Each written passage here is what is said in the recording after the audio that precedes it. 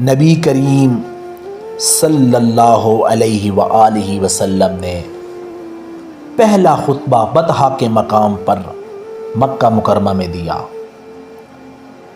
یہ وہ ابتدائی زمانہ تھا جب اسلام کی دعوت کا آغاز ہو رہا تھا۔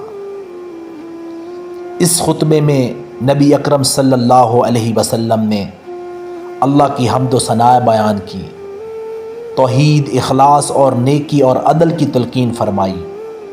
آپ صلی اللہ علیہ وسلم نے لوگوں کو برائیوں سے بچنے، رشتہ داروں کے حقوق ادا کرنے اور آخرت کی تیاری کی نصیحت کی۔ یہ خطبہ نبی اکرم صلی اللہ علیہ وآلہ وسلم کی دعوت حق کا پہلا خطبہ تھا اور باقاعدہ پہلا پیغام تھا جو مکہ مکرمہ کی سرزمین پر گونجا۔